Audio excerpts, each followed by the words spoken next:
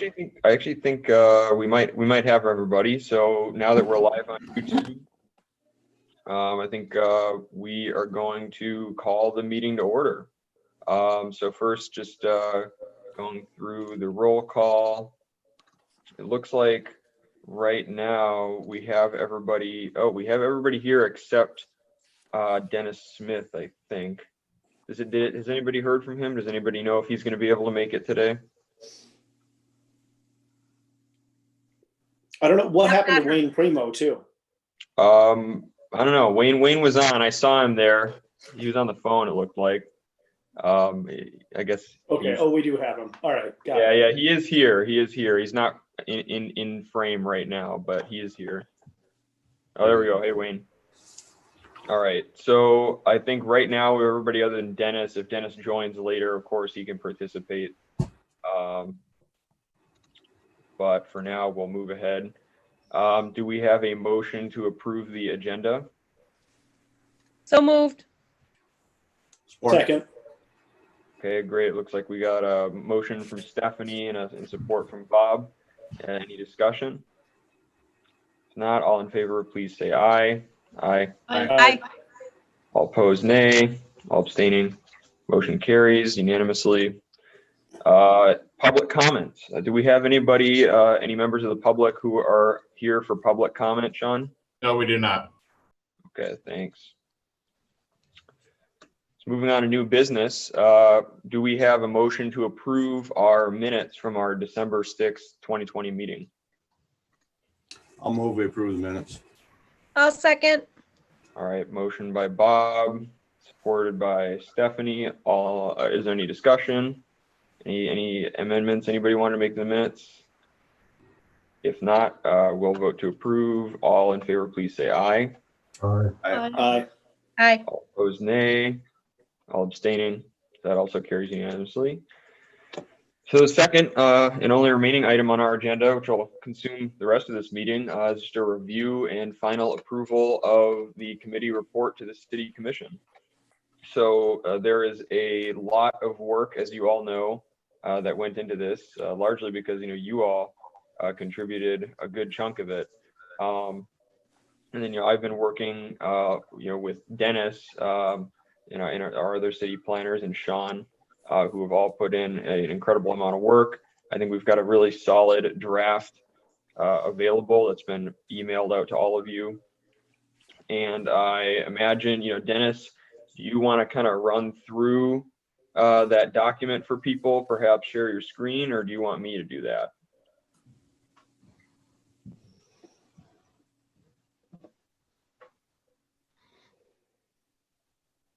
Dennis, I think you're muted if you're trying to respond. Yeah, I'm back on now.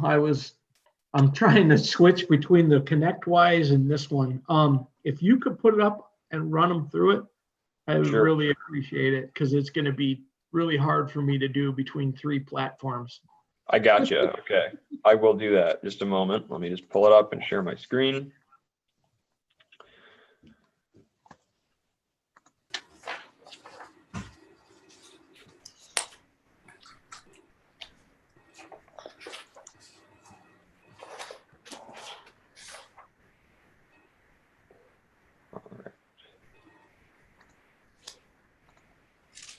All right. So can everybody see it? I think I just shared it. Yep. Yep. Great. So here we have the cover page, and then just some acknowledgments, city staff, other folks that contributed to this as well, our guests from the various meetings. Just some background information about the committee, sort of our timeline, some of the topics we discussed at our various meetings. It refers people to the meeting minutes to see more details about those meetings, which are attached as an appendix. Then we have a summary here on page 4 of some of the issues that we discussed. You want comments on any of these? Yeah, I mean, if anybody has any comments, this is kind of where we're getting into some of the more substantive stuff in the report.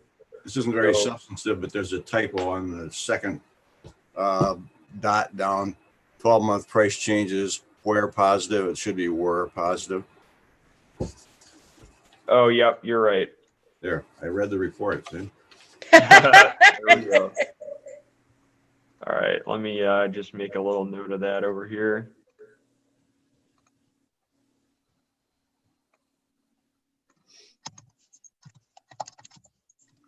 Go. All right. Next one. Does anybody else have anything here on this page where we're in this key issues discussed under housing costs and trends?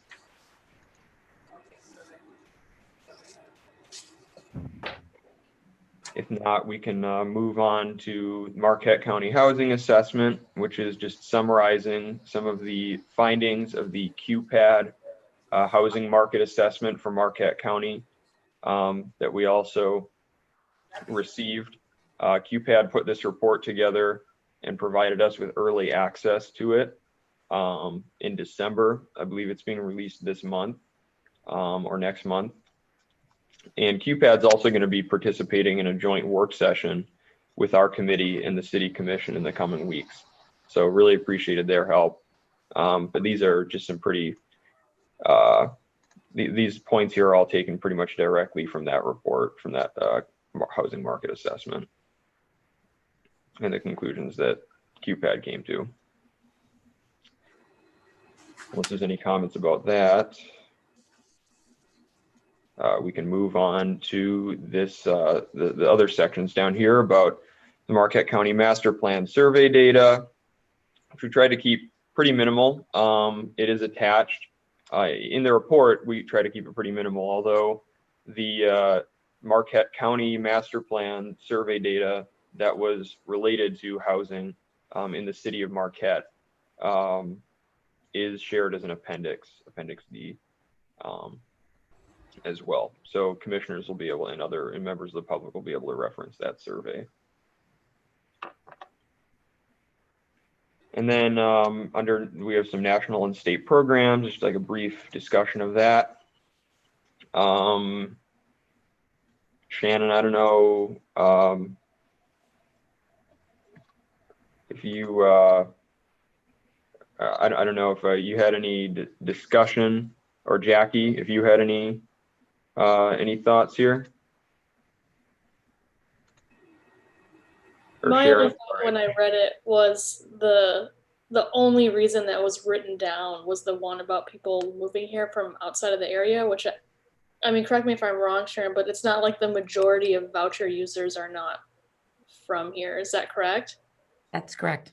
So I just feel like that kind of makes it seem like most of the people using the voucher system aren't from here, which I don't know if that's the message that I would want to get across. Yeah, that's a good point. You know, I think that perhaps what we could do, do you think that this would make sense to you there, Jackie and Sharon, that maybe at the end, you know, there's this final sentence here where that concept is kind of introduced, and maybe we could have a final concluding sentence there that kind of says, like, however, you know, the vast majority of housing voucher recipients in Marquette are not from, you know, outside the Upper Peninsula or something like that. Yeah. Let me double check that and just make sure that is indeed true, because I want to make sure that we get the accurate information. The other thing is my last name is Mackey. Oh, yeah. I'm so sorry about that, Sharon. That's okay. It's like half of my old last name. Yeah. Let me just make a couple notes of that. And I can send you a quick sentence with the updated information. Jackie, I can send that to you. Sure. Yeah. Yeah. I mean, the one option is to kind of qualify it or to remove it, I guess. I guess it depends on if we want it to be a factor. Okay. I mean, there's just two options. I mean, if it is the majority of people using the vouchers, then I think it's good to keep it in. But if it's not, I think we would just remove it, unless we want to identify other reasons, which would just be low. You know, there's a need for low income housing. Yeah. You know, I don't know. What do other folks think about that? Should we just remove this, or should we try to qualify it by adding something? What are other people's thoughts? You can do, I guess. Okay. I think we keep it as a general note, but I don't think it needs to be included in this report. Okay. Yeah. So if we finalize down the road and we get accurate information, we could find a way to include it as a footnote. Right. And I think that is mentioned in the meeting minutes from the meeting where we discussed this. So if people really, did want to go back and dig into the meat of that discussion, that they would find that information. But that makes sense to me, Antonio. Does anybody kind of disagree? Do you think that we should keep this in, or should we just remove it as for now? Jackie and Tony are suggesting. Well,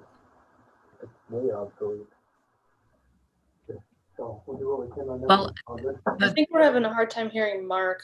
I think he's trying Sorry. to. Can you hear me there? Yeah, there you go. All right. I question not giving the city commission the full exposure of this, because the voucher system could play. I mean, if people are truly coming in from out of the area, taking these vouchers, getting them in Marquette and taking them somewhere else, that plays a big role in our housing. So I question not having that in there. Okay. okay, Does that make sense on how they can kind of bottleneck some of our housing and take away some of those vouchers? I think the bottom line with the vouchers here is a Okay. person from out of the area can obtain a voucher, but they need to live here for 1 year. The And thing, then that voucher goes elsewhere. then they can take it elsewhere, which would decrease the amount of vouchers that we have available to locals. The other thing I think is important to know is that even a local person may not be able to use the voucher within the city of Marquette because the housing costs are so high. So a lot of the vouchers are being used outside of the city of Marquette because housing is more affordable in Negaunee, Ishpeming, and Gwin. I just think there's a lot of reasons for the voucher system. There's a lot of ways it could be utilized better. And this is just one reason that just stuck out to me as the one that we chose to include as the single reason in the report. That's the only reason I brought it up. I'm not saying it doesn't happen, but there's lots of moving parts in the voucher system. Yeah, I think that's totally fair there, Jackie. And I think maybe I think that if we provide some more context and some more information, if Sharon, if you can send along a couple sentences about this, explaining some more of that context that you just mentioned, just now, then I think that it will be a little bit, it'll be a little bit more accurate, more reflective of the reality of the situation here. Because I do definitely agree with Jackie that having it as the only reason that we cite for potentially having a shortage of low-income housing in the city makes it seem perhaps more impactful or more of like a singular, cause of that problem than it is.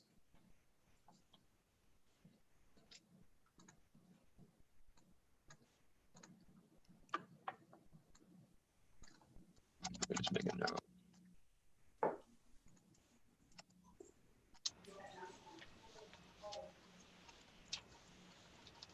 Okay. Moving on to national trends. These are just some summaries of some of the national trends, that we have discussed as being challenges regarding housing affordability. We mentioned that we got some feedback from Lynn Swadley, some valuable information from him. And then housing competition, rentals and short-term rentals. We kind of tried to have a sort of a fair summary of, I think, the discussion that we had on the committee, because I don't think there was like a clear consensus about short-term rentals. I think it's worth having a deeper discussion about them later this spring or this summer as we're preparing our second report. But for the time being, I didn't feel that it was appropriate to really take a position on them or go beyond what's in this paragraph. Does anybody have any thoughts on either of these two sections here? I think that paragraph was well worded. Okay, thanks, Stephanie. And agree that we have not scratched the surface on it.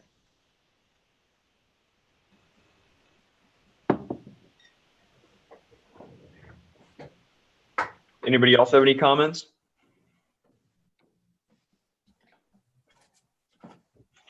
If not, then we will move on. Then we have some discussion of other community models, things we've learned from other communities.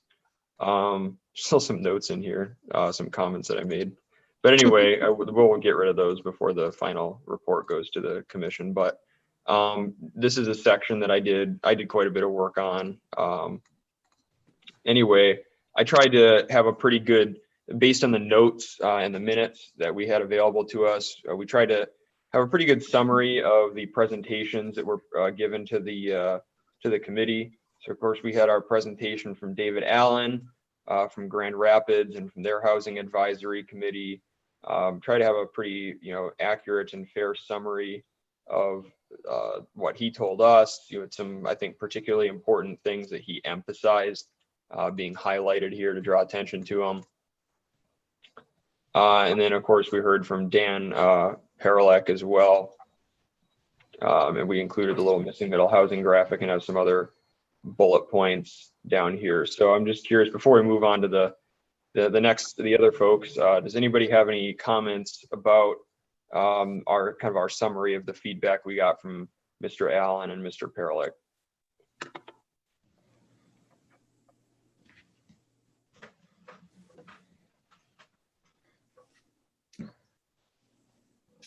If not, we can move on.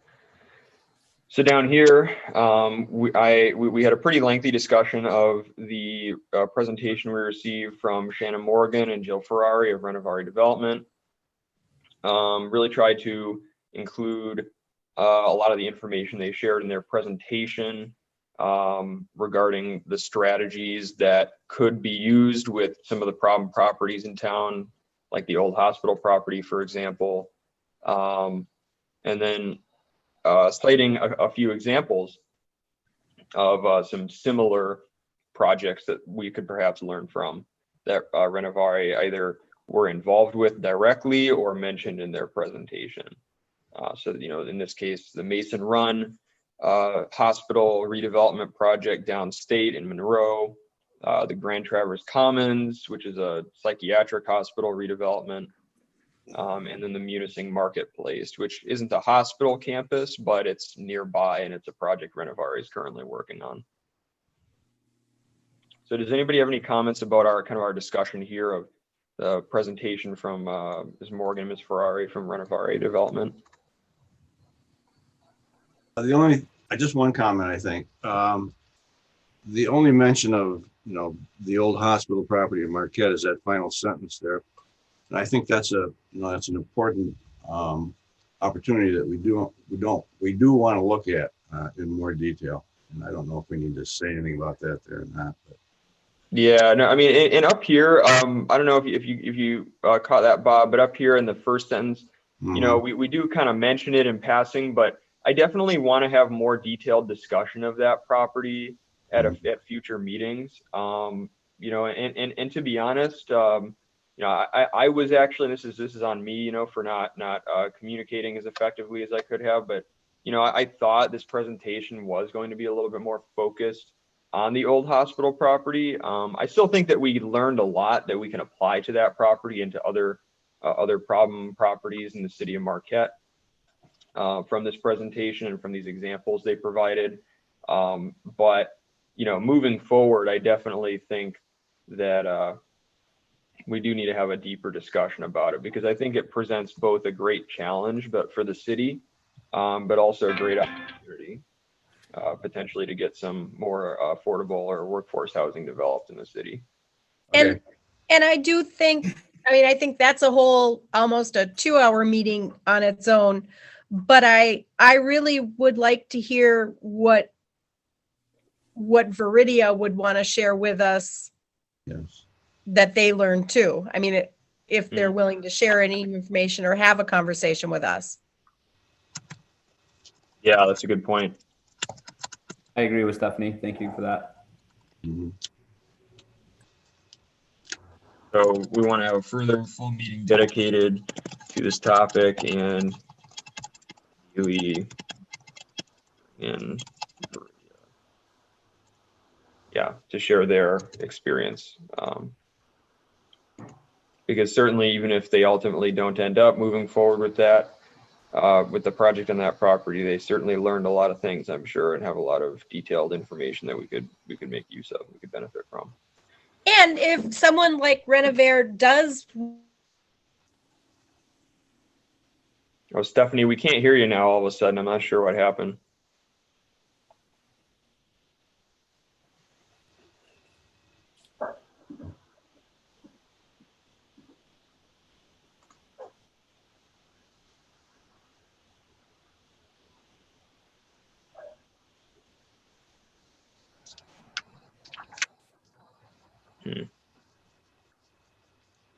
Looks like my internet keeps being unstable, so oh, sorry. we can hear you now.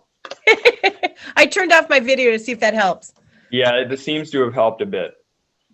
I just think that if we can get information so that we aren't having a developer isn't having to remake the wheel every time, that's better for the city of Marquette. Whether or not developers want to play nice, that could be another issue. Sure. This is Dennis. I can fill you in on a little bit with that because I was involved with Viridia and a lot of behind the scenes stuff on the old hospital. And, you know, a lot of the discussions that they had with them involved with that RFP were very proprietary and confidential. So I don't know how much they're going to share, but I can tell you this much. The tear down costs in order to renovate the building were, let's just say they weren't accurately presented in the RFP by DLP. The renovation costs, because of the hodgepodge that has been done to that hospital over time and modern code requirements, would essentially require demolition, was what I was told by Viridia. And if it sits vacant for a long time, won't DLP have to address some of those demolition issues? It depends what state it gets to. Okay. Most certainly, I would think that nobody in this group or a resident of the city would like to see it become the next orphanage. So we do have blight enforcement capability and things along those lines. Our communication with DLP at an administrative level is very good. The city manager and sometimes myself, we talk to DLP on a pretty regular basis, and they keep us informed of what they have going on with the property. But it is a major undertaking for someone, and those costs associated with demolition or renovation are extremely high. And that's really there was also some MEDC at play. We have our own challenges with the MEDC that are separate than what we're talking about here, and with them supporting things in the UP that aren't ice cream shops in the downtown. But that's a whole nother discussion. Yeah, thanks for that context, Dennis. And again, just that comment alone, I think, shows that there's a whole meeting's worth of discussion to be had. For sure on that topic. But I guess moving on for now, I think these are good examples that people can look into further, and that we could, if we really dug into the details of what they did, could probably learn a lot and get a lot of ideas for how to deal with the old hospital. So moving on to city policies and codes.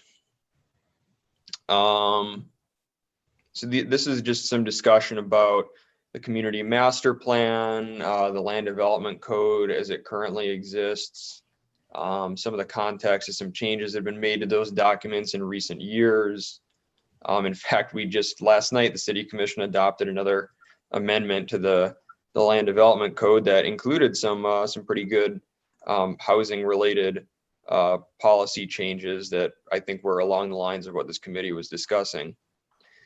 And then, of course, a brief discussion of the Brownfield Redevelopment Authority, which is a player in this. I think everybody's kind of realized that over the last year or two.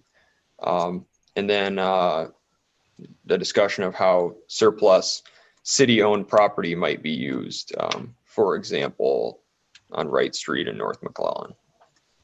I want to strongly urge us to potentially change this. If you put this out the way it's written, it looks like you're going after the North Trails, and you will have every environmentalist coming after you tooth and nail. I admit there's some area that can be developed down there. What really comes to mind is that area near the old diesel plant. Yeah. But I think maybe somehow in here you want to specify you're not trying to destroy the North Trails. You're trying to just the older industrial area. Yeah, could you just say areas that aren't currently being used for community recreation? And that'll save you from the mob. Yeah, I mean, you get hammered if that goes out. Yeah, I mean, I think that, so first of all, definitely see where you're coming from there, Dennis. And this was actually something that we discussed because, we haven't reached out to the BLP yet, of course, as we acknowledge in there, right? And there's various stakeholders that, would potentially be impacted by some of our recommendations, or who would need to be engaged in discussions about some of our recommendations, who we haven't reached out to yet, because this is just an initial report, a set of recommendations. But that being said, I was a little bit cautious about including this BLP language to begin with, just because we haven't consulted with them. It's their property at the end of the day. But also, yeah, I think, Mark, you bring up a point that I hadn't really considered. And I don't know. I wonder what people think about this, but I wonder if it might not be wise for now, for the time being, at least. We could have perhaps some discussion in a future report, but perhaps just delete this last sentence here. Perhaps take the intervening months to maybe have a discussion with the BLP, and to figure out which exact parts of BLP owned property might make sense. I think would be helpful. I don't know, Dennis, if you've got any thoughts, or other members of the committee, if you have any thoughts about that idea. I think taking it out makes sense. Yeah, until it's tightened up, I don't think you want to put that in there. Why borrow trouble?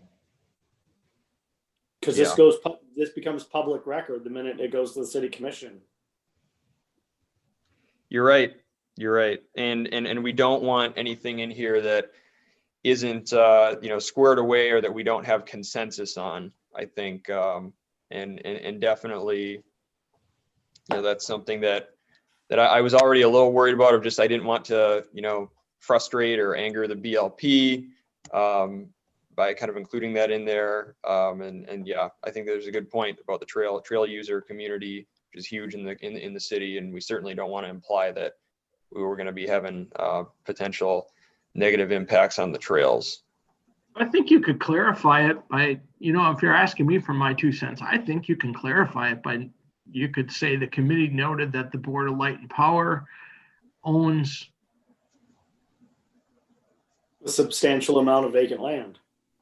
Owns large tracts of undeveloped land that is not currently being used for recreation or utility purposes.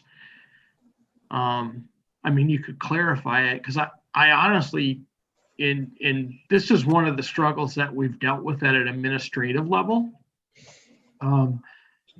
Being the person that's charged with economic development on the city end, which is a lot of what I do, I see a lot of property and holdings for the Board of Light and Power that seemingly has no purpose whatsoever. And I'm not talking about the recreation stuff. We absolutely need to have that. But like Mark noted, there's there's areas, industrial areas that are just sitting there that are ripe for economic development for the community that I can't in my mind fathom why they continue to have those holdings. And it really kind of, from my perspective, dealing with economic development, it kind of makes me bang my head against the wall. Dennis, is there are there plans with the old diesel backup generator down there? I mean, with the new stuff, you wouldn't think they'd keep that. Yeah, they're gonna be taking that down. I mean, because that would be prime development, and it's not very well. Right. So I mean, ultimately, it's your decision. I see absolutely both sides of this. I just kind of want to interject in mine is that from an administrative standpoint, I'm always looking for little cracks where I can kind of open them up a little bit to start the discussion, because, for years, we shared, the attorney for the BLP and the attorney for the city of Marquette shared an office, and it was like taboo to talk about BLP property. And maybe you could word it in here that the committee would like to discuss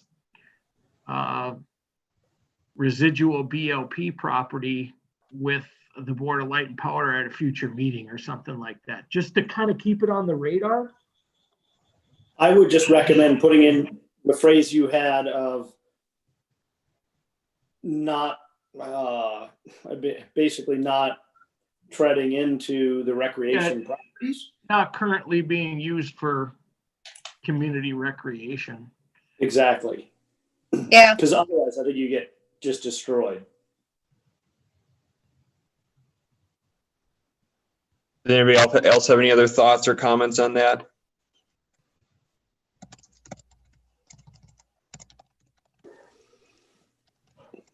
If not, yeah, I'm going to add a note there just so that we can add that qualification. But yeah, I mean, I definitely, I see what you're saying for sure, Dennis. And thank you, Mark, for bringing up that really important point. Definitely want to be mindful of that. So we'll include that qualification. And then, Dennis, I do like your idea as well, about, we do want to talk to the BLP about this in the future. We want to make it clear that we want to consult with them as partners, as opposed to kind of staking out a claim to their property. But yeah, appreciate everybody's thoughts on that. That's a good catch. So unless there's anything else in here under city policies and codes that we want to discuss or change or add. I wondered, because I don't have the as tight of a concept of it, if Mark thought these were far enough, or if that we actually had talked about some going further. Well, I guess, what do you mean on the surplus properties? No, in other changes or recommendations to the city for policies and codes. Yeah, just to be clear there, Stephanie, this is just a discussion of kind of the current state of affairs, and what's currently happening. We do, I think, have a discussion of that later on down here in our recommendations, which is the next session, and the next section of the of the report. I think mentally I jumped to the next section, so I'll come back to it later. Okay, sure. I just wanted to make sure that was clear. So yeah, sorry about that. Yeah, everything we've discussed up until now, folks, is just basically trying to remain as kind of objective and factual and analytical as possible. And then down here, we're going to get into some of the recommendations on the next page. So unless there are any other comments, I think we can move on here. So recommendations, we do note here, that each of these recommendations is sort of a future project in and of itself, right? That is going to require further review and discussion. You know, I mean, as we noted up here, right, like under city surplus property, there's a lot of, just within this one short paragraph, there's a lot of stakeholders that need to be consulted just about this one item. It's one topic of discussion. But the first, and we'll kind of go through these one by one, I think, and see what people think. So the first bucket here is defining the city role in affordable and missing middle housing.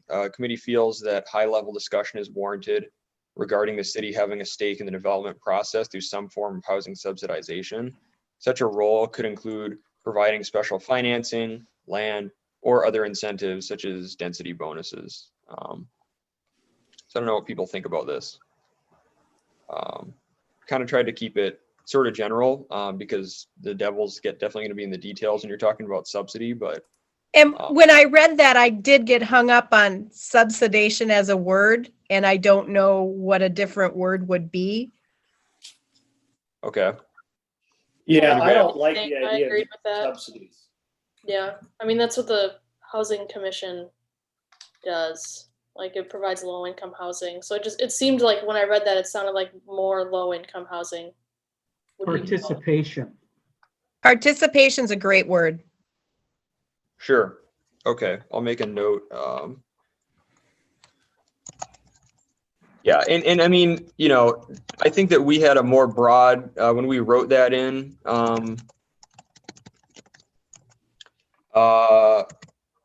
we had a more broad view of what subsidization is, you know, not just like, okay, directly, okay, here's your housing voucher, but like, for example, if we took some of that city property in North Marquette and we wanted to build some homes that were like affordable, like workforce housing for people, say like 80 to 120% AMI, in order to achieve that price range, there might have to be some kind of like brownfield TIF funding for that, right?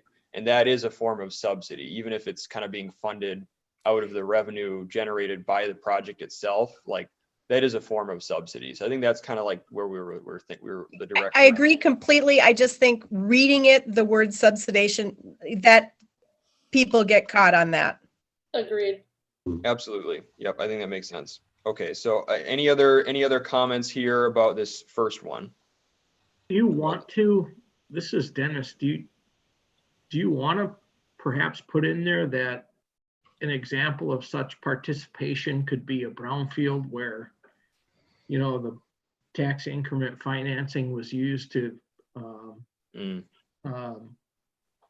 address the gaps in financing or something along those lines?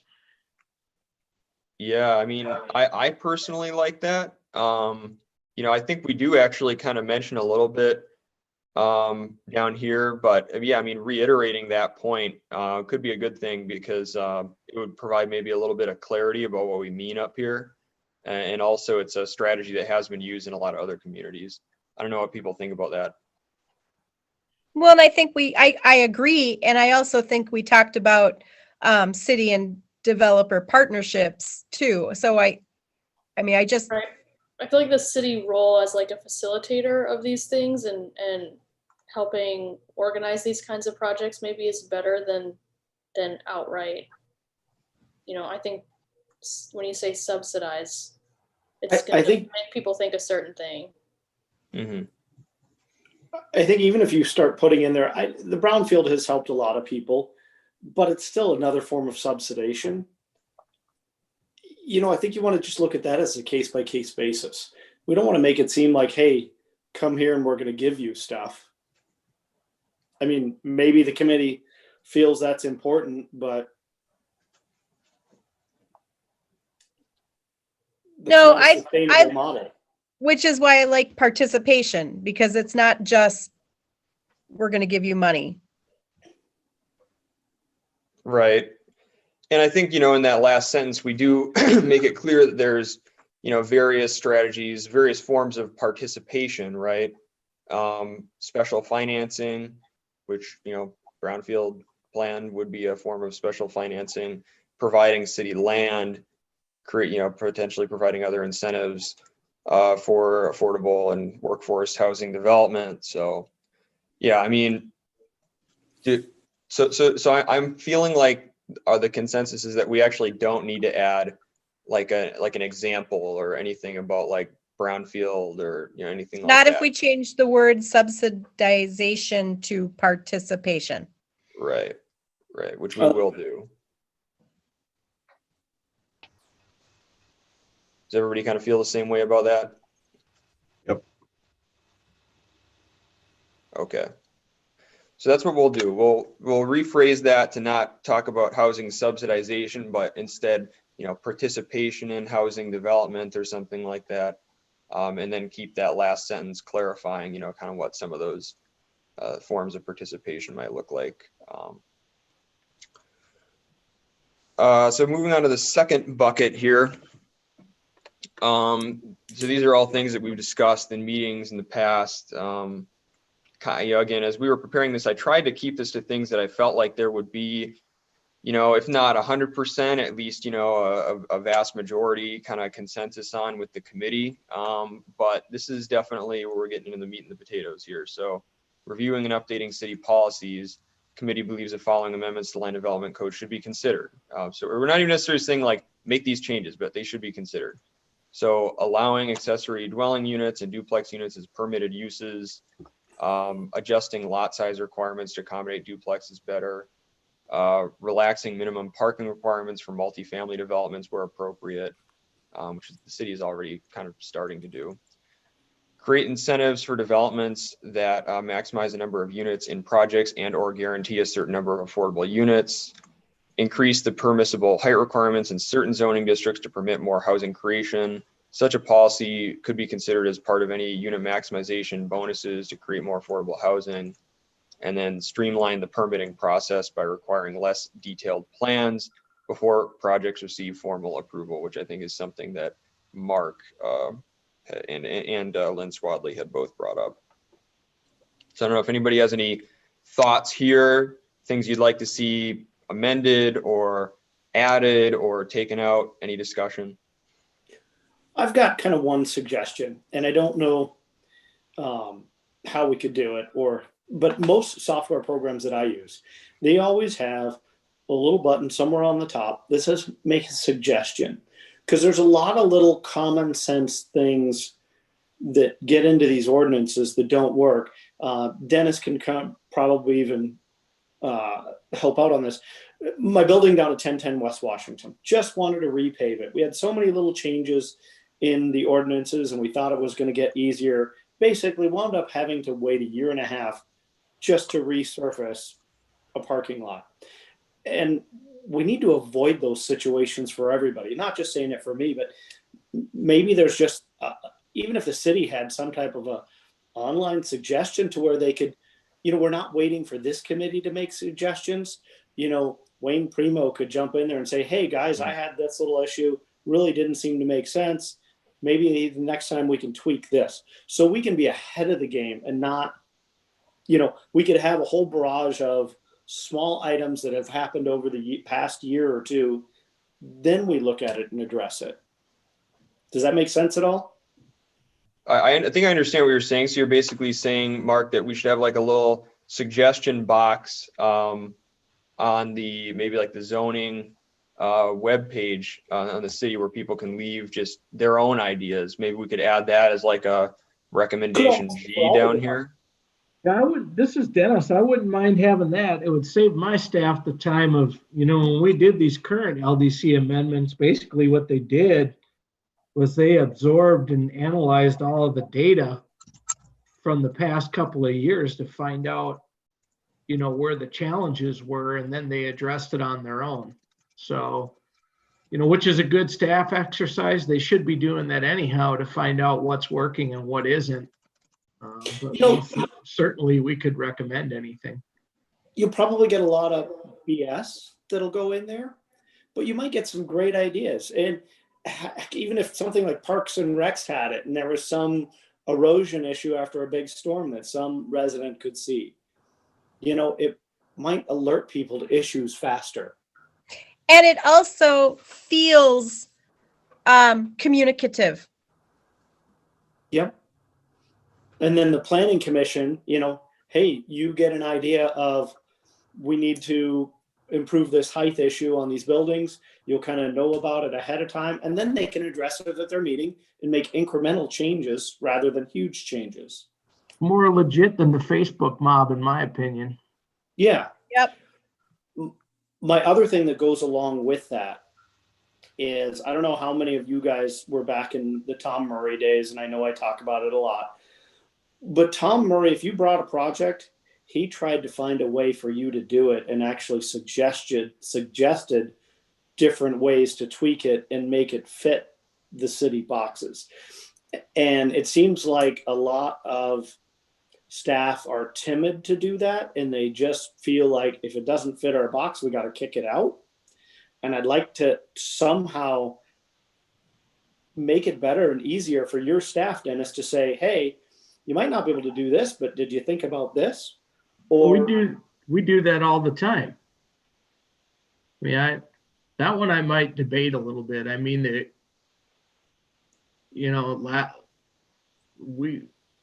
good example was like last night. Hey, I mean, you wanted to know about that apartment stuff, and I got you the answer. You do. You do very you well. do that. I guess there's some certain people in your area that don't want to do that. Are less empowered? Some are more, I guess it's just if we could make a culture of getting everybody to work together better. And I think that just having that suggestion page, I think will probably spur some more discussion and spur some of those ideas of how we can better serve the people in Marquette. I think that's a good start for sure. I think that where we're getting into now is like maybe like this is like some long-term stuff here. But I think that certainly adding like a section G that's just talking about adding a suggestion box for the public to make recommendations on the city zoning webpage, I think would be a really good place for us to start in terms of trying to be more receptive and responsive to the public and kind of making our zoning, our planning and zoning staff's jobs easier. I agree. I think it'd be great. So does anybody have any, kind of any other thoughts or objections to that? Because if not, I think that we should just make a note to add that as a recommendation G down here under review and update city policies. Yep, do it. Great. And then, so anybody else have any other comments here? I just had one thing on F, Okay. When I read that, I feel like it sounds like it's just going to require a less detailed plan before approval. And what we talked about was less detailed plans during kind of almost the editing process, whatever you want to call it, where you bring an initial design forward and then the planning commission says change these 3 things. And rather than having to change the finalized, fully detailed plan, they get all those changes done and then present the full detailed plan for approval. So this to me just makes it sound like it would be not the full plan that would receive approval. So maybe an amendment we could make here, because that makes sense. That does make sense to me, Jackie. I don't want this to be perceived in the wrong way. I want to make sure we're clear about what we mean here.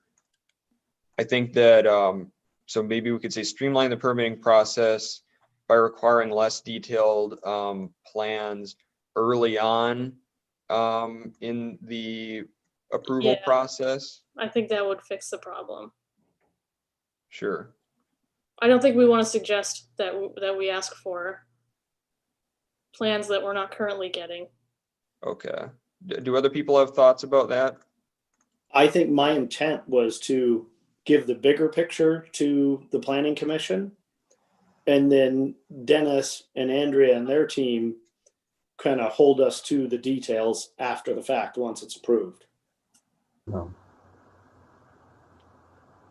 I mean, I think that the final approval, this is in my world, so I think I'm stepping outside of my lane a little bit, but for me, this reads like the commission could approve a plan that then would be more detailed after the approval. Because I'm assuming you have to submit some sort of formal building plans. somewhere, for permitting approval and things like that. And it sounds to me like the plan could change after it receives a formal approval when I read this sentence.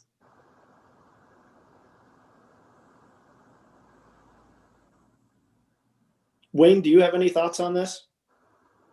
Well, you did a real detailed plan, and I don't know, most people can't read it anyway. They don't understand it and they can't figure it out. So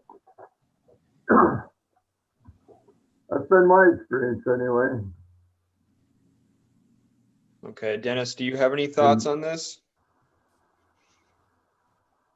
Yeah, I guess I'm fine with whatever recommendation you bring forward. I mean, there is a process in the ordinance now where a preliminary review can be conducted by the planning commission, but it's non-binding. So, I mean, I think what you're asking for here is to have the preliminary review by the planning commission be binding as an approval subject to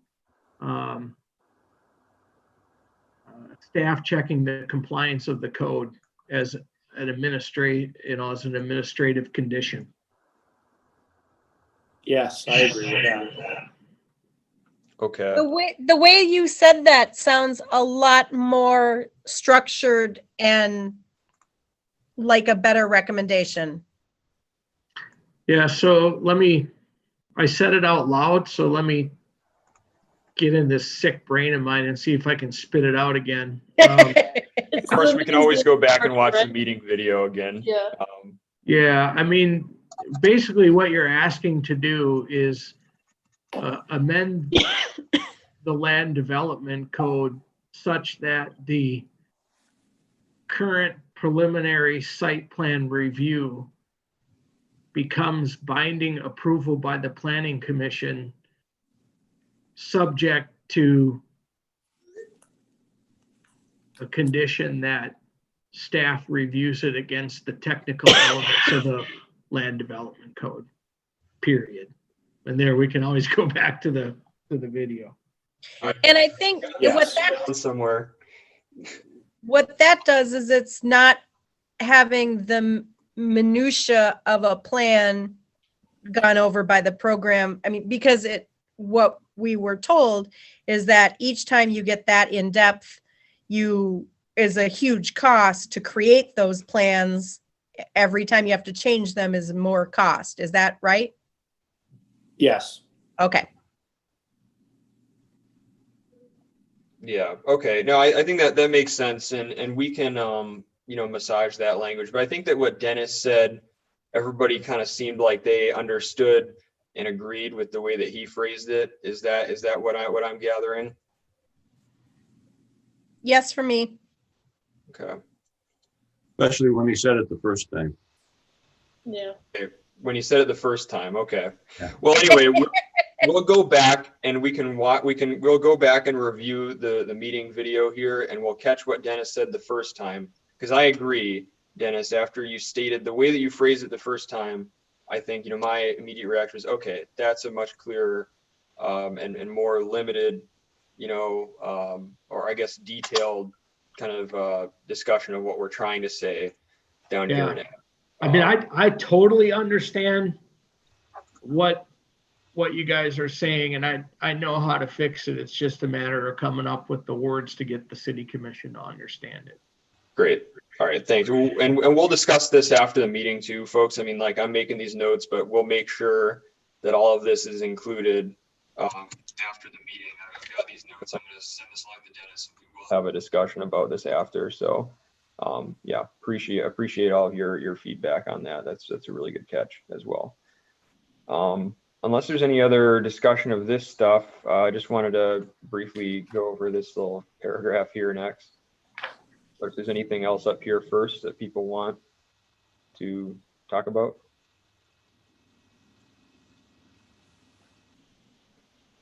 If not, we'll move on here. So now this last little paragraph isn't even really broken out as a recommendation under section 2 here, but the committee also believes the winter parking ban should be reevaluated and consideration given towards a policy that permits limited on-street parking.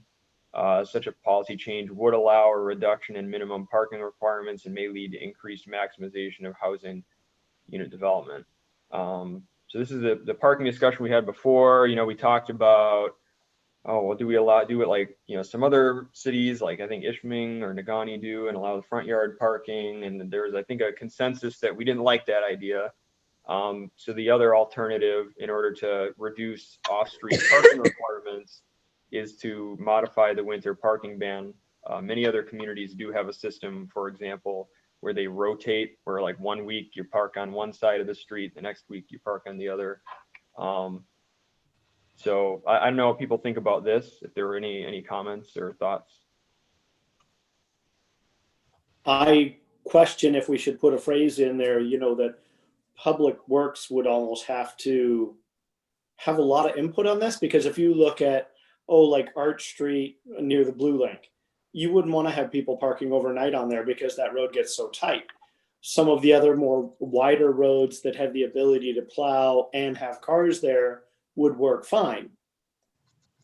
So I don't know if we need to address that or not, but having formerly lived on High Street, there are parts of High Street that I don't know if they could plow if there were overnight parking on it. Yeah. Yeah. So I don't know how we address that, or if we even do. You know, so it couldn't be every street or every residential street. It might have to be very area specific. Anybody else have thoughts? I mean, I think that's definitely true. There's a lot of narrow roads that. Yeah, this is Dennis. I think you want to present the concept and leave the, you know, the actual sausage making to the Public Works Department. We've talked about this over the years, and you know, it's one of those things that can be done, but it's very, very difficult, which is why I think in the beginning of this section it mentioned that these aren't realities, they're only ideas. You know, these are just recommendations. By all means, they need to be further discussed with staff and boards and committees and things along those lines. And I think if you believe it's a possible viable option for part of the city, I think you leave it in there and see where it lands. That makes sense. I only say that because I've been dealing with it since 2014 and I want a definitive answer. Yeah. No, I agree with you, Dennis. And I do think that, look, if we're not going to allow front yard parking, which I don't like that idea. I said in a previous meeting, I don't. Several other committee members said they didn't. I don't think most people in Marquette would like it. Well, this is our alternative, or we're going to continue to have, you know, frankly, more off-street parking required than we probably need, which will in turn, you know, limit the amount of infill development we can have, limit the amount of housing development that can happen. You know, I think that, I mean, I don't know, does the committee think so? I'm sharing this like screen over here in this Word document. I made this little sentence as we were getting some feedback from people. So require extensive consultation with the Department of Public Works, and on-street winter parking may not be universally applicable. Like, do we think we want to add something along those lines at the end of this paragraph, or do we want to just leave it as is?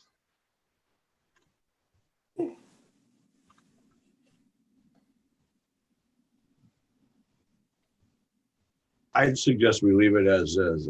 You're starting to get into details that may or may not be included in the final document.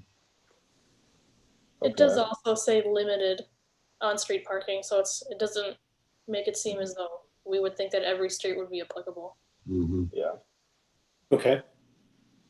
So don't add anything is the consensus I'm feeling right now. If anybody disagrees, please speak up. Okay. So we're going to leave this as is for now. I mean, personally, I think it's fine.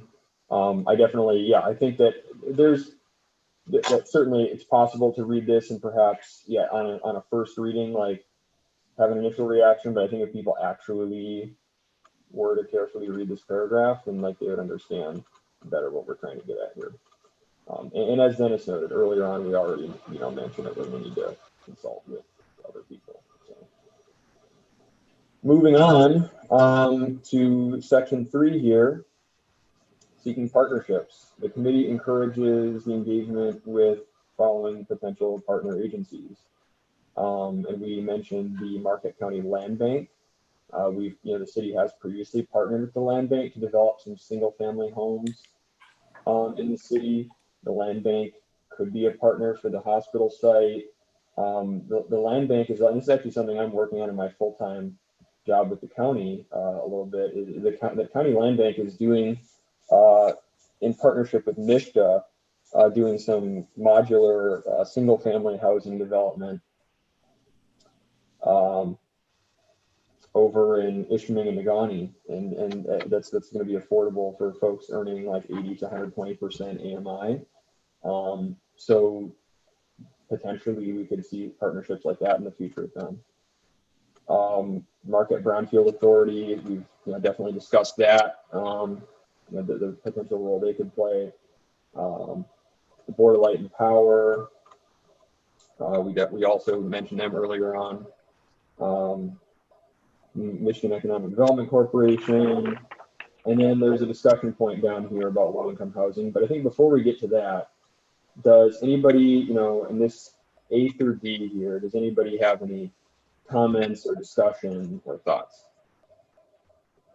Well, nothing about A through D. I think they're all important, but I do think maybe adding another one of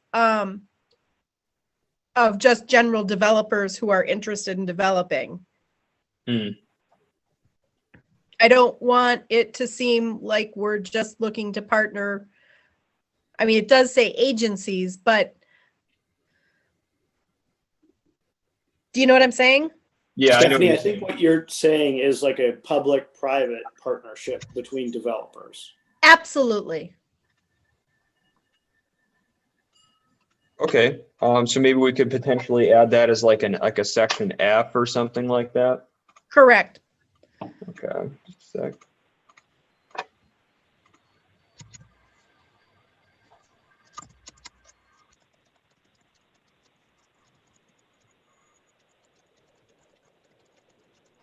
And I think that makes perfect sense because we've discussed at previous meetings. We have had folks like Lynn Swadley of Swadley Development, Ms. Ferrari and Shannon or Shannon Morgan from Renovare.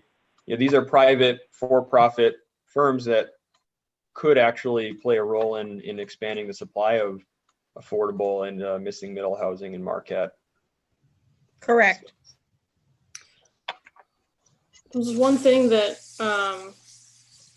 I also noticed. I feel like the report is really heavily focused on development, which helps with the cost of the housing. But I think another factor is the income for city residents.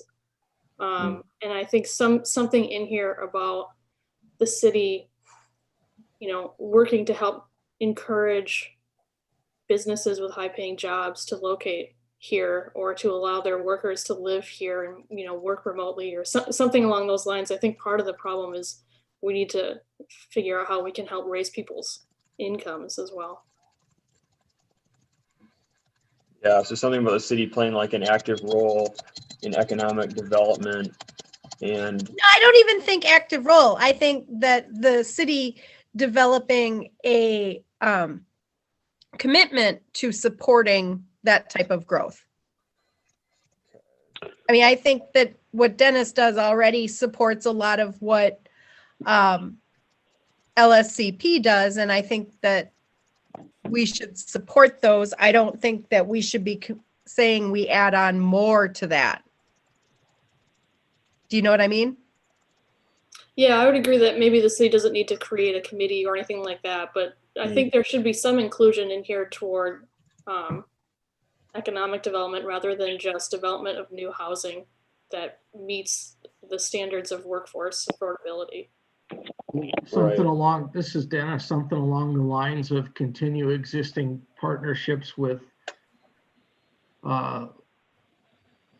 local and state economic development agencies to promote job creation. Yeah, I think that's, yes, and continuing, and I kind of was like, as we were talking here, kind of drafting this, something about the city developing a commitment to, or I guess kind of developing commitment. I mean, we could just say something about the city supporting economic development to provide more good paying, kind of family sustaining jobs in the city of Marquette, and continuing partnerships with local and state economic development agencies. Yeah, I mean, because that's the other piece of the housing equation, right? Is that if people are just earning more, then housing automatically becomes more affordable for them. Well, yeah, this is the other, Dennis. I think one of the things that we have to remember as we do that important point is that there's also a chicken and the egg aspect of it. I mean, you look at Iron Mountain, they got tons and tons of development down there. They got tons of open jobs, and they can't get people to come and take those jobs because there's no housing. Right. So it's almost like a chicken and egg thing. So we have to be kind of careful. I do think that's a great point to make, but almost like redeveloping some of our processes, as we've talked about. Maybe I've even read articles of redeveloping abandoned factories, things to make those into condos or apartment projects or whatever, that would, as opposed to bring businesses into those, bring people that live there in those. Yeah, no, I think that's a good point, Dennis, right? I mean, you can definitely, like Dickinson County is facing definitely some serious growing pains right now, and certainly especially have a huge shortage of rental housing down there, but really all forms of that kind of missing middle housing that we're talking about, that there's suddenly this huge demand for. And I think that, as Jackie noted, right, like so much of this report is about expanding the supply of, affordable and workforce and like missing middle housing in the city, that, it's kind of like we can sort of walk and chew gum at the same time, right? Like we can be encouraging that economic development and at the same time encouraging the development of housing that's more affordable and that better suits people's needs. If we do both at the same time, then I think we'll be fine.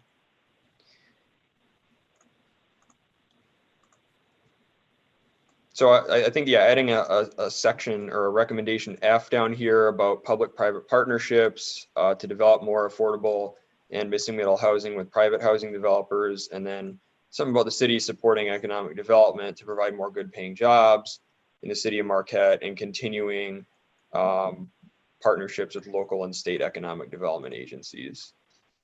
I think those are good additions here.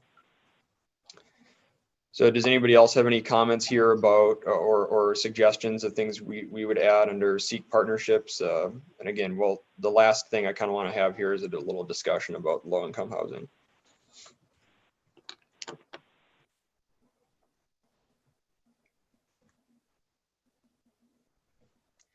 So if not, thank you all. Yeah, definitely for your recommendations there. I think those are solid.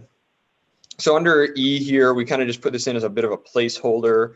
We've had some discussions about low income housing earlier in this report, and certainly in multiple previous meetings of this committee. Basically to give you an idea of where I'm coming from here. So I made this comment. There's a note that I think we can mention the Marquette Housing Commission as a potential partner here, since this is a section about seeking partnerships. I think it's important to mention the information gathered by the committee has shown that there is a shortage of like low income housing in the city of Marquette. Everybody likes to talk about missing middle because at least with certain people, like it's more politically palatable. But like if we're really being honest with ourselves, we have also identified a need for more low income housing in the city of Marquette as well, I think.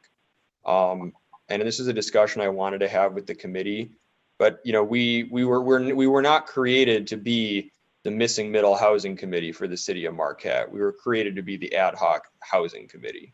And I think this is an important piece of that discussion, but I want to see what other members of the committee think about this.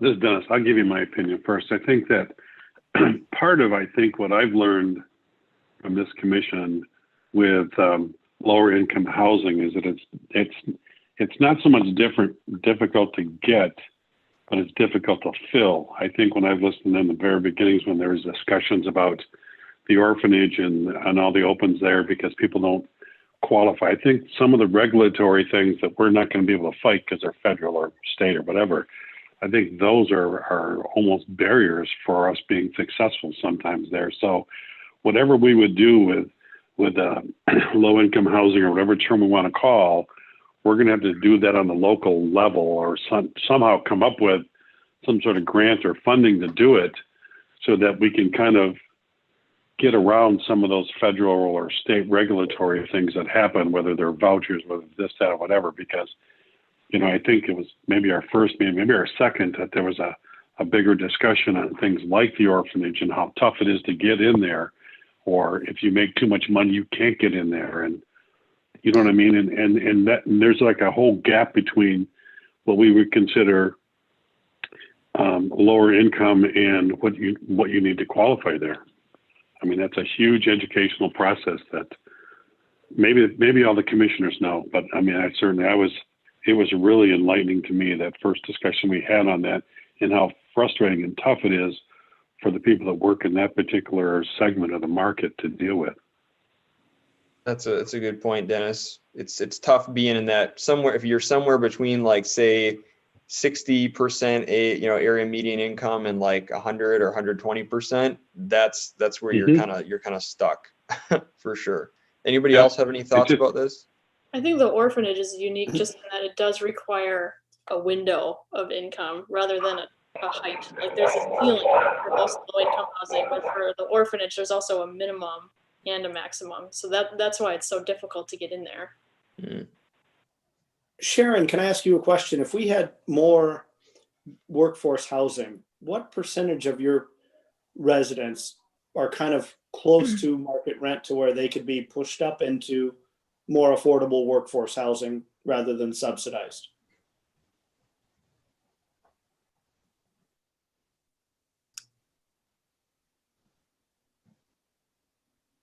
Sorry, working on unmuting. I unfortunately don't know exactly the answer to that, but what I can tell you is what we're looking at right now is we do have quite a few people that are in subsidized housing that could potentially leave subsidized housing if there were more affordable housing. We have people that are paying $1,300 a month rent for 2-3 bedroom. And that's as we've changed from public housing to our new form of reimbursement, we're going to have more and more people like that. And the reason people are staying here, there's people 1 bedroom that are paying $700 for a 1 bedroom. So yes, if we had affordable work, I think we could encourage people to leave the low income, get more low income people, truly low income people, to utilize the housing that we have here and get it into the workforce. I can't give you a percentage, but I think workforce housing is really more what we need as we're working with developers. Developers are coming into this area for tax credits. Tax credits are going to be those people that are the 60% income. So we are totally missing the lower income people as we're looking at getting developers and encouraging developers to come in. That help? Yeah, it kind of just tells me that if we can build more workforce housing, we're going to take the strain off the low income housing, or at least take some of it off. Mm-hmm. Okay. Does anybody else have any thoughts on this?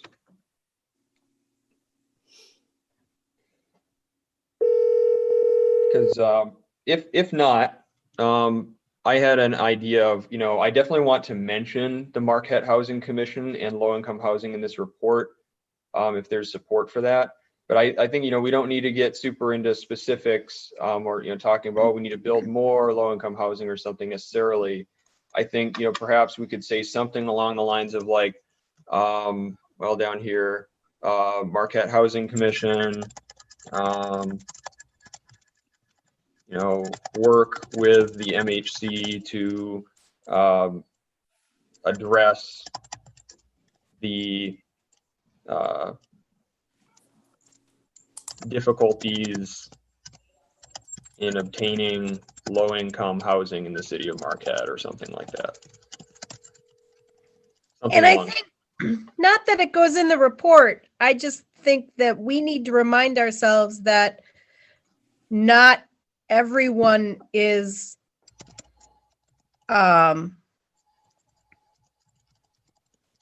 qualified to be a renter. We can't fix everything. Yeah, yep. Good point. Absolutely good. No, it's absolutely a good point. You know, I think that, you know, as you know, Sharon, as you mentioned at a previous meeting, right? Like there have been struggles in the past, you know, where there've been, you know, in the past where there've been some problems, you know, with some tenants at in the housing commission properties, and so you got to strike that balance, right? Between meeting people's housing needs and making sure that all the current residents and the people in the surrounding neighborhood are able to have a good quality of life. You know, I think just mentioning it, mentioning that this is a challenge that we're currently facing, that many Marquette residents are currently facing in obtaining low-income housing, but without being prescriptive or, you know, saying exactly what, you know, specifically what we need to do to address that problem. I think, Which also comes back and protects us and says, well, you didn't even, yes, we did. We've talked about it. And we could have more, perhaps, and again, this is maybe something where we need to have a meeting about, where part of it at least is about low-income housing. Okay, well, like let's try and get a better idea of like, okay, well, how much of the strain on the low-income housing market, so to speak, if you can call it a market, you know, it would be taken off by expanding supply of workforce housing. And how many of these people who are currently living in MHC properties, like absolutely like would not be able to go and rent market rates. So, I mean, I think it warrants further discussion, but it also warrants being mentioned in the report, in my view. I don't know if other people disagree, but I think that's kind of the direction I'd like to go with this. If people have any kind of disagreements or thought or, you know, alternative thoughts, like please do speak up. Okay, one of the additions, something that we haven't mentioned, is homelessness. I think that needs to be addressed. I don't think that the homeless community would be happy if we had an ad hoc commission and didn't address housing homeless in Marquette. Absolutely. That, obviously, Sharon, that's. Sorry, go ahead. You know, the housing commission cannot make more subsidized housing, but potentially we can explore more subsidized housing. But one of the housing things is there is a committee, the Continuum of Care Committee, which I think that going backwards to places that we are working with, I think the Continuum of Care Committee really needs to be addressed by this committee. And the Continuum of Care Committee addresses from homelessness to permanent affordable housing. So I think that that's a very important committee that we really need to get involved in this discussion. Is that called, Sharon, isn't that called like the Marquette Alger Continuum of Care? Yep. Committee? Okay. Yeah. So Sharon, are you recommending that we mention that specifically in the report, that we need to work with them more or get them more involved with the city commission or the overall planning department? Yes. Okay, I'm good with that.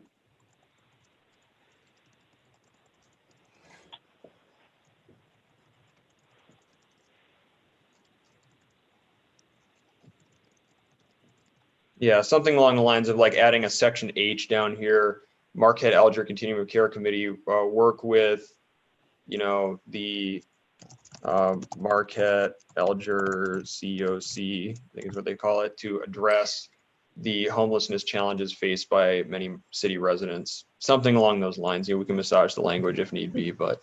Okay. It's actually changed its name to Local Planning Board. Sorry. Oh, okay. So the Marquette Alger, is it just the Marquette Alger Local Planning Board? Yep. Okay. Sorry. It's a habit hard to break. Yeah. Okay. MALBP to address the homelessness challenges faced by many Marquette residents and reduce homelessness. Okay. Yeah. I think that's a good thing to include. Might even say, because I know like Room at the Inn, like their goal is actually to like eliminate homelessness. Like, that's the long-term goal. Anyway, so that's, I think, a really good discussion of low-income housing. So we will mention that as a section E, and then as a section H, we'll mention the Marquette Alger Local Planning Board and homelessness.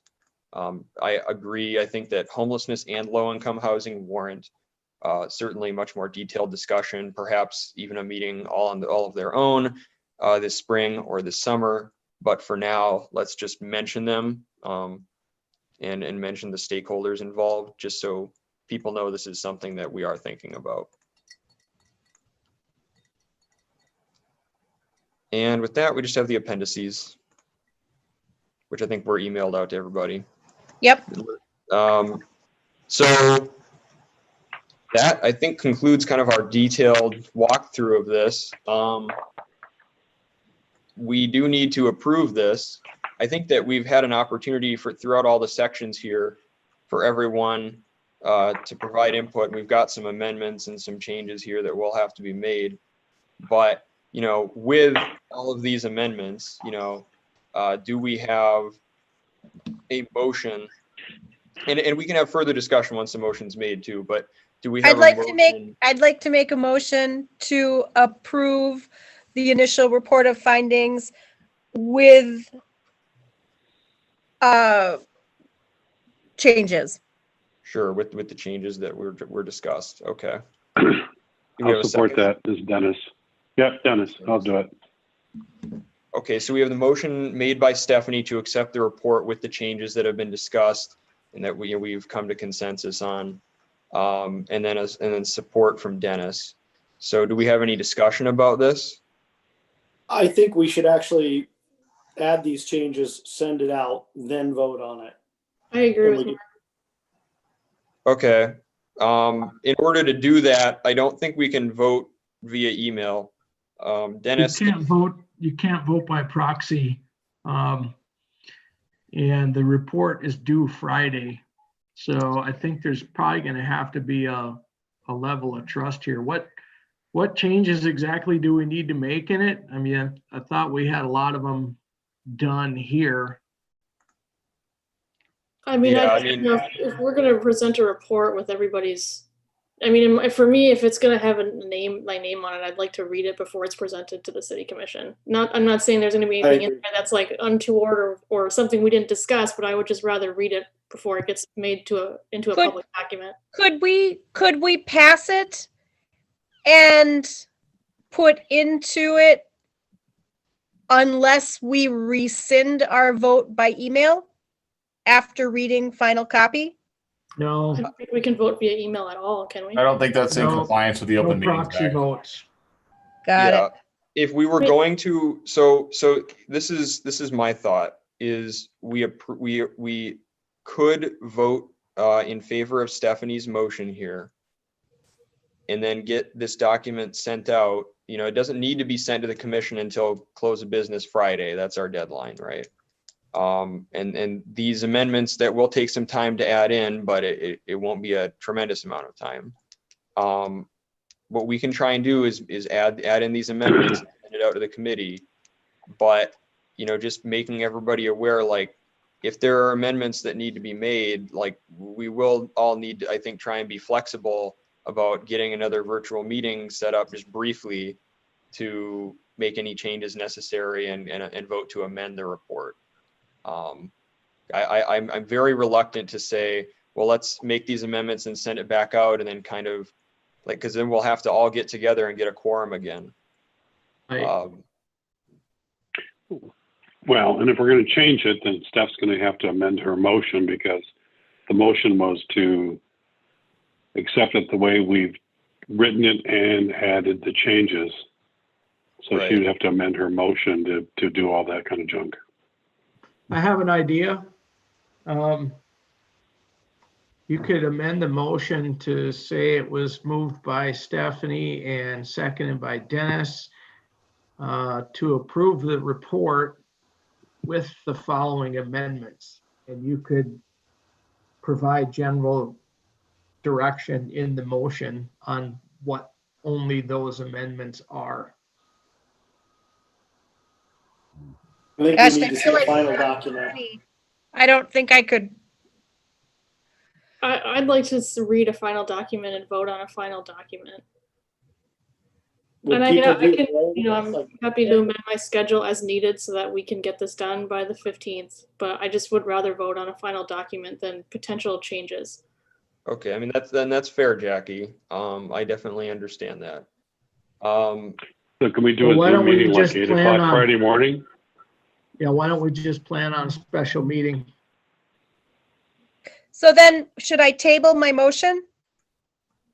I would recommend the cleanest way to do it would be to withdraw your motion.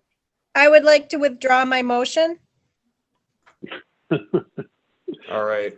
And then do we have so is there a morning at like this time that works for folks? 10:30? It would probably be like a 10-minute meeting. I can meet anytime this week at 10:30. Me too. Okay. I should be able to do a 10:30 on Wednesday or Thursday.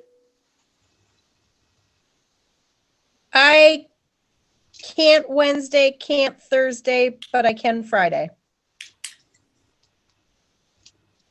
Okay. Would 10:30? I can do 11 both days, but Oh, I gotta I do can't it. do 11 either day. Yeah, Okay. 10:30 works for me. That's, if it's only 10 minutes, that would be good, because I'm on the road to a wrestling tournament right around that time frame. okay. So would Dennis, was 10:30 that What, Friday? what about 8 o'clock in the morning? All in. It's only gonna be 10 minutes. I can all do in. 8 any day. Me too.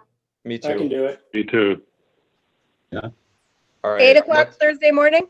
8 o'clock Thursday morning. Any objections? Nope. All right, if not, so that'll be our very brief meeting to approve the final document, 8 a.m. Thursday morning. And we will send it out with the edits that have been agreed upon. I really appreciate everybody being here. Thank you all very much for your incredibly valuable input. You know, this report has definitely been made a lot better today in the last hour and a half. So I appreciate all of that. And we will see everybody at 8 a.m. on Thursday. We'll send out the invite and the meeting link. And I want to be respectful of everybody's time. We're coming right up on the hour. So we're going to adjourn the meeting. I don't think we have any other items on our agenda. Nope. All right, so homework on my end, just to be clear, once we get off this, I'll talk with the city clerk. We'll notice the special meeting. Sean will get a link to me. I'll get it out to you folks. And then Evan and I will revise this draft and get it out to you, and then we should be good. Hey, Dennis, we'll have to coordinate on that because I have a DDA meeting at the same time, so I might have to do some training with you. Yeah, either that or I can just drum it up on Google Meets too, if it's only going to be 10 minutes. Yeah, the only issue is it has to be streamed. Oh.